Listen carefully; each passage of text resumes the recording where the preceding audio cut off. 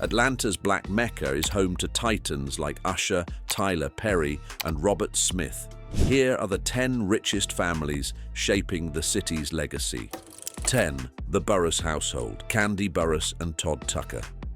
Most people know Kandi Burruss as the Atlanta housewife with the sharp one-liners. But in all honesty, calling her just a reality star is like calling Chick-fil-A just a sandwich joint. That's because she is a one-woman industry.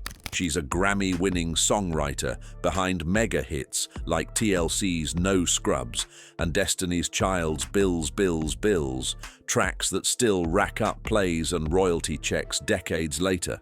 That's mailbox money at its finest, but royalties are just the appetizer. With her husband, Todd Tucker, Kandi built out a whole restaurant empire with the Old Lady Gang, which turned her family recipes into one of Atlanta's most buzzed-about dining spots. Then she spiced things up with Bedroom Kandi, a daring product line that quietly made millions. Add to that Broadway producing credits, cosmetics, real estate investments, and a long-running reality TV spotlight, and you start to see why estimates place her household fortune at $20 to $35 million. What makes it even juicier is how hands-on Kandi stays. She's not just slapping her name on a product, she's running payroll, pushing marketing, and making sure her businesses stand on their own legs. And while she plays hard in business, she gives back just as strong, funding scholarships, mentoring young artists, and hiring straight from her community. It's that rare combination, celebrity shine with entrepreneurial grind. And yet, as impressive as that is, the next entry is even more interesting. He's a rapper who went completely off script and decided that if the banks weren't going to help his people, he'd just build his own. 9. Michael Killer Mike, Render and Greenwood. Every rapper talks about power, but Killer Mike went out and built some. In 2020, alongside civil rights icon Andrew Young and tech entrepreneur Ryan Glover, he launched Greenwood, a digital bank aimed squarely at Black and Latino communities in Atlanta who'd spent decades locked out of mainstream finance. Now, here's the kicker. This wasn't just a vanity project. Within weeks of its announcement, Greenwood racked up hundreds of thousands of signups, making it one of the fastest-growing fintech launches of its time. Investors piled in, seed rounds ballooned, and suddenly a rapper famous for politically charged lyrics was sitting at the table with serious Wall Street players. But Greenwood isn't just about profits, it's a statement. The name itself nods to Tulsa's Greenwood district, better known as Black Wall Street, destroyed in the 1921 massacre. Killer Mike positioned the bank as a digital resurrection of that legacy. His pitch? If the old system wouldn't serve his community, maybe technology could. Of course, the road hasn't been smooth. Greenwood's had to prove it can scale like a real bank and not just a headline-friendly startup. Critics questioned whether a rapper-led fintech could seriously challenge industry giants. But ask yourself this, who else in Atlanta could take a stage name like Killer Mike and turn it into the brand ambassador for generational wealth building? You might think it's too bold or even messy, but it's completely on brand for a man who spent his career preaching economic empowerment through music, activism, and now banking. And while Killer Mike was busy rewriting the rules of finance, the next mogul on our list was busy cashing billion-dollar checks from Hollywood while still keeping his Atlanta empire firmly intact. 8. The Ludacris Family, Christopher Bridges. Atlanta hip-hop has produced plenty of millionaires, but Ludacris might be its smoothest operator. He started out as Chris Lover Lover, a radio DJ with a knack for wordplay, before dropping albums that went multi-platinum in the early 2000s. Songs like Stand Up and Move didn't just dominate clubs, they turned him into a household name. But the thing that made him stand out was his vision. When most rappers were still figuring out endorsement deals, Ludacris was diversifying his portfolio, tapping into multiple billion-dollar markets. Hollywood came knocking, and his role as Tej Parker in Fast and Furious snowballed into one of the most lucrative film franchises in history. All of a sudden, he wasn't just raking in concert money, he was collecting blockbuster paychecks as well.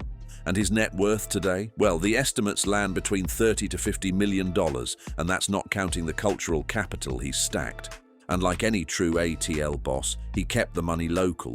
Restaurants, tech startups, real estate. Ludacris turned his music fame into seed money for investments that still feed back into Atlanta. Then there's the Ludacris Foundation, which has poured millions into youth programs, scholarships, and arts education. For someone who built his career on punchlines, the legacy work is no joke. Of course, we can't ignore the irony that Ludacris is now better known to Gen Z for his fast and furious stunts than for the music that initially built his fortune. But that's kind of the point, actually. He's a proof that Atlanta wealth is more than about one hustle. It's about stacking hustle on hustle until you've built an empire. And as impressive as Ludacris's rise to a millionaire is, it's still nothing compared to the next name on our list, a man born enslaved who clawed his way into becoming one of Atlanta's first true black millionaires. Now that's a plot twist. 7. The Herndon Family and Atlanta Life Insurance. Now, let's rewind to the past a little and spice up our countdown with a touch of history. Alonzo Herndon's story isn't just a rags to riches tale. It's a born enslaved, walked 30 miles barefoot to freedom, then somehow became Atlanta's first black millionaire kind of tale. And that's not exaggeration. Herndon was born in 1858 into slavery in Social Circle, Georgia, and by the time of his death in 1927, he had turned himself into the financial anchor of Black Atlanta. It started in a barber's chair. Herndon opened up barbershops around Atlanta, catering to the city's elite white clientele. The money rolled in, but instead of stopping there, he funneled his earnings into real estate and, more importantly, insurance. At the time, mainstream banks and insurers flat out denied black families access. So, in 1905, Herndon founded the Atlanta Mutual Insurance Association, which later became Atlanta Life Insurance Company. But if you think it was all business for him, well, it was more than that. It was survival. Herndon's policies allowed black families to borrow, save, and pass wealth to their children, a radical idea in Jim Crow Georgia. By pooling those premiums, Atlanta Life became a capital engine. Mortgages, business loans, and even funeral costs were suddenly accessible to a community that had been systematically locked out. The Herndon home, his 15-room Beaux-Arts mansion on Diamond Hill, became both a family estate and a statement piece, a monument that shouted, "Black wealth exists," during an era designed to erase it. Today, it's a national historic landmark, preserved as a museum. Was he flashy? Not exactly, but Herndon left something bigger than yachts or skyscrapers. He built one of the first institutions that proved black wealth could be structured, generational, and resilient. Every time Atlanta gets called the Black Mecca, that root system traces back to him. And while Herndon laid the financial foundation, the next entry kept the culture moving, literally with bass, beats, and enough platinum records to put Atlanta on the global map. 6. Antoine Big Boy Patton, Outkast. If Atlanta had a soundtrack in the 2000s, there is a high chance that it was written by Outkast. Antoine Big Boy Patton, one half of the legendary duo, has one of those careers that never really stopped paying. Outkast sold over 25 million records, snagged 6 Grammys, and dropped Speakerbox and The Love Below, a double album so successful that it went diamond. Making money from music is one thing, but this is the still cashing checks 20 years later kind of money. But Big Boy didn't just sit back and let the royalties flow. He doubled down on Atlanta. Restaurants, check studios, check even a dog kennel and breeding ranch called Pitfall Kennels, because why not add champion-bred bulldogs to your portfolio? It's Atlanta. Eccentricity counts as currency. The math behind his wealth is also quite interesting. There are royalties from Outkast's catalogue, which still gets heavy sync placements in movies, ads, and shows. Then there's touring revenue as well as the solo projects that he does. And on top of all that, there's reinvesting into local businesses. All this accounts for an estimated net worth of somewhere between $20 to $30 million, depending on how you count the catalogue. The real legacy, however, is still cultural instead of financial. Big Boy funds mentorship programs for young Atlanta artists, pushes music education, and consistently puts his time back into the community. He's not just showing up for ribbon cuttings, he's creating actual pipelines for future talent. And here's another kicker. While some rappers moved to LA or New York once the money came in, Big Boy never left Atlanta. He's a local investor in the truest sense, keeping both his fortune and his influence rooted in the same city that raised him. So, Outkast's impact wasn't just global, it was hyper-local. They gave Atlanta its cultural megaphone, and Big Boy turned that cultural capital into businesses, jobs, and opportunity. And speaking of reinvention, let's look at how our next mogul took cable TV millions and flipped them into a 5-star resort empire. 5. Johnson Household, Sheila Johnson. Sheila Johnson's story is a clear proof that sometimes the sequel outshines the original. Most people know her as co-founder of BET, or Black Entertainment Television, which she launched with her then-husband Robert Johnson in 1980. The network exploded into a cultural juggernaut and was eventually sold to Viacom in 2001 for $3 billion. That deal instantly minted the Johnsons as America's first black billionaires. But here's where Sheila rewrote the script. After getting a divorce, she didn't just rest on the BET fortune. Instead, she pivoted into luxury hospitality, which was not exactly a lane packed with black women at the top. She founded Salamander Hotels and Resorts, which today runs high-end properties in Virginia, Florida, Washington, D.C., and beyond. We're talking golf courses, spas, and 5-star dining experiences that attract a mix of celebrities, executives, and old-money vacationers. Her strategy was sharp. Take the liquidity from the BET sale and park it in tangible assets like hotels and resorts. Media brands can fade, but luxury resorts generate steady cash flow, equity appreciation, and priceless brand prestige.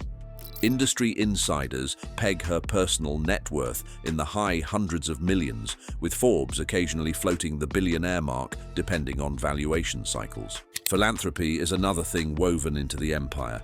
Sheila Johnson chairs arts boards, pushes for women's advancement in leadership, and funds education and cultural institutions. She even broke into sports ownership, once holding stakes in the Washington Wizards, Capitals, and Mystics, making her the first black woman with ownership across 3 major pro sports teams. The real hook. Johnson transformed a cultural brand into real assets that will outlive cable, reality TV, or music catalogs. She took Black Entertainment and rebranded it as Black Excellence, stamped across luxury resorts that compete with the Four Seasons and Ritz-Carlton. And if you thought flipping TV money into hotels was impressive, wait until you see how our next billionaire built his fortune from scratch, scripted and starred in his own empire, and just might be Atlanta's most famous mogul alive. 4. Awotona Household, Tope Awotona. If the rest of Atlanta's moneymakers built fortunes on bricks, records, or restaurants, Tope Awotona built his on calendars and a single insight: people hate scheduling. Born in Lagos and raised between Nigeria and the US, Awotona parlayed grit, early startup failures, and a blisteringly simple product idea into Calendly, the scheduling tool millions now use to stop the email ping-pong. Fast fact: after a major funding round in 2021 valuing Calendly at roughly $3 billion, founder wealth estimates moved him into the billionaire neighborhood, with Forbes snapshotting around $1.4 billion in 2024 to 2025. And here's the engine. Calendly sells recurring subscriptions to companies big and small, plugs into the apps like Google, Outlook, or Slack, basically the stuff every office worker uses, and locks in enterprise contracts with predictable revenue. Now multiply that annual recurring revenue across high margins, and you've got valuation multiples that make founder equity skyrocket. The company's product market fit is textbook: tens of millions of users, freemium conversion, and big-ticket enterprise deals that make the unit economics sing. But what makes Tope's story feel uniquely Atlanta is where he built it. This isn't move to Silicon Valley or die Silicon Valley law. It's Lagos to Marietta to Buckhead, a founder who kept HQ and high-paying jobs in Georgia. He's invested locally, funds education initiatives, and speaks publicly about immigrant entrepreneurship. a living example that Atlanta can incubate global SaaS powerhouses. Awotona fixed the one thing we all hate, and then he sold it to the world. But the next name on this list didn't just sell out arenas, he turned the stage into a whole business ecosystem. 3. The Usher Household, Usher Raymond. Ever dreamt of living like an R&B legend with a golden voice and a bank account to match? Dive into the world of Usher, who's unarguably one of the best-selling artists ever, with tens of millions of records. But instead of just enjoying all that fame, Usher translated it into a sophisticated stack of income engines: album sales, massive touring, publishing and catalog royalties, lucrative Vegas residencies, brand deals, and selective equity bets. Conservative public estimates place his net worth around $150 to $200 million, but that number hides a much richer truth. Usher's real currency is influence. He leverages it into ownership. Career arc in 2 beats. First, breakout artist, LaFace Records, smash albums like Confessions and arena tours that filled stadiums. Second, strategic owner-operator, catalog rights, residencies that pay like annuities, and behind-the-scenes music business moves. Vegas residencies are especially telling. Guaranteed, high-margin cash flow that turns performance into predictable revenue. The anti-tour burnout. Ad publishing, which is something that pays for decades, and your passive income streams look very different from a hit single's one-time payday. Usher's Atlanta link matters. He's a product of the ATL&B ecosystem, and he puts energy back into it through mentorship, talent development deals, and investments in emerging artists and businesses. Where some stars cash checks and fly out, Usher invests in pipelines, studios, production companies, and partnerships that keep creative jobs local. That's how cultural capital begets economic capital. Up next, the man who turned small theater plays into a full-fledged movie town and owns most of the stage. 2. Perry Household, Tyler Perry. Tyler Perry turned hustle into infrastructure. What started as one-man stage plays evolved into a business school in action. Own your content, own your studio, and never lease your future.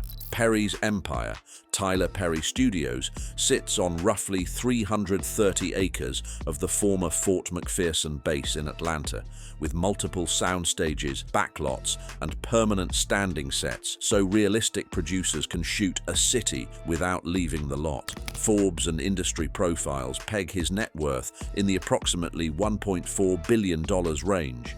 But the real asset is the double play: IP ownership and real estate production capacity. Why that's brilliant. Owning the content library means long-term licensing, streaming paydays, and control. Owning the studio means production revenue, local supplier contracts, and a physical magnet that pulls other projects and jobs to Atlanta. The studio became a hub for film and television.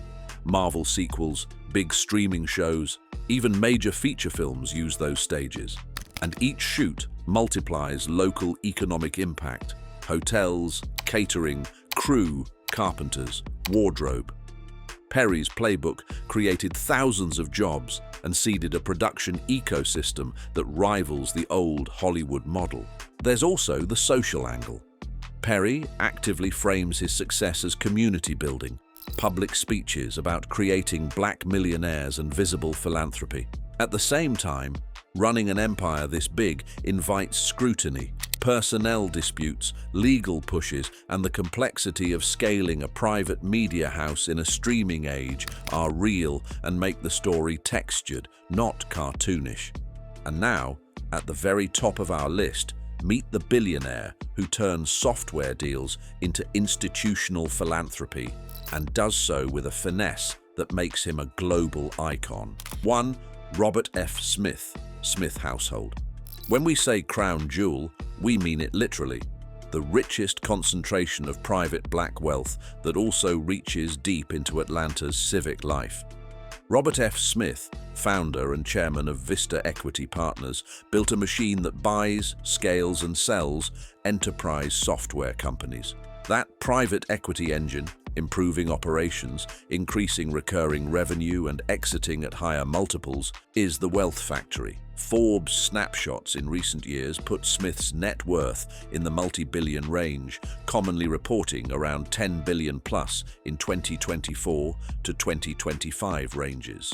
On top of that, Vista's decades of deals have created a compounding effect that few founders achieve. But here's the thing that makes Smith different from a classic rich guy with a jet. He's turned private wealth into public leverage. His 2019 pledge to pay off the graduating class's student debt at Morehouse College was not a PR stunt. It was a thesis: use capital to change access. That gesture, a single seismic move, reframed what billionaire philanthropy can do at the city level. Beyond that, his donations to museums, research institutions, and educational initiatives funnel money, jobs, and influence into Atlanta's civic arteries. Financial mechanics matter. Vista's model creates founder carry and equity value that compound aggressively, and Smith's large founder stakes plus carried interest give him recurring upside across many portfolio exits. But the narrative complexity is what makes him perfect for number one. He's a celebrated donor who reshapes institutions, and at the same time, his business is emblematic of broader debates about private equity power, wealth concentration, and accountability. Robert rewrote an entire generation's balance sheet, and that's why in Atlanta's Black Mecca, he undoubtedly sits at the very top. And so, these were the 10 richest black families in Atlanta. Which one of these impressed you the most? Let us know in the comments. And if you enjoyed this exclusive tour through Atlanta's richest black families, don't forget to like the video and subscribe to our channel for more interesting content.